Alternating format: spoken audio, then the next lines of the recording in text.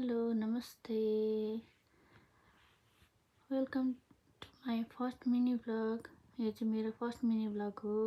अनि म चाहिँ मेरो साथीलाई आज भेट्दै थिएँ आफ्टर 3 इयर्स।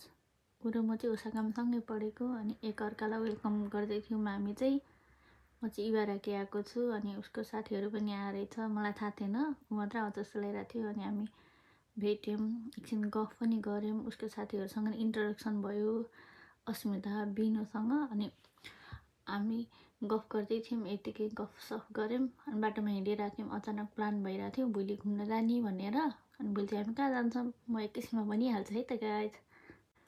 अनि यो चाहिँ उसैको दाइबुचो भन्छ जापानिजमा चाहिँ।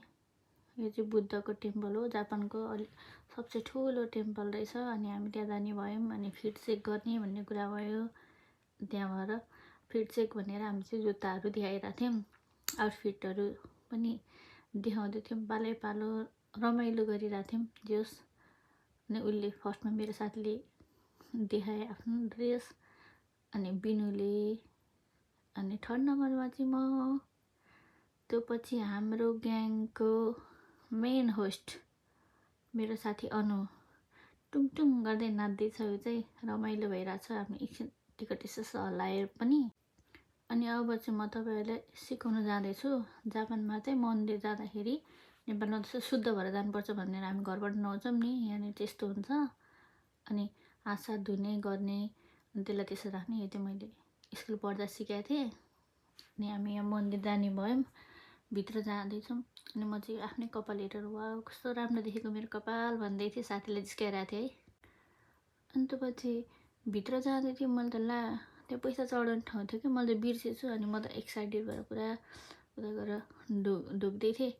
अनि फेरि सम्झेँ पैसा हाल्नुपर्छ। अनि फेरि अनि आएर पैसा हालेँ। अनि त्यहाँनिर साइडमा घन्टी रहेछ कि, त्यो लट्ठी जस्तो ड्याङ्ग बजाएको, कस्तो आनन्दको त्यो भाइब्स आएको कि, त्यो साउन्ड कति टाइमसम्म बजिराख्ने रहेछ। अनि आनन्द आयो। अनि हामी चाहिँ आनन्द आयो। साथीले जिस्काइरहेको थियो, उसलाई त मन्दिर देख्नै हुँदैन, घन्टी बजाइहाल्छ भने जिस्काइरहेको थिएँ मलाई चाहिँ फेरि। त्यो पछि अनि म गएँ, उसले मेरो भिडियो गरिदिइरहेको थियो। उनीहरू चाहिँ धेरैचोटि आएको भएर होला, म चाहिँ फर्स्ट टाइम थिएँ नि त यहाँ आएको। अनि तिमी हिँड म तिम्रो भिडियो बनाइदिन्छु भने हो, म त हिरोनीवाला फिल आइरहेको थियो। ल न त भन्दै म पनि के कम भनेर हिँडिरहेको थिएँ।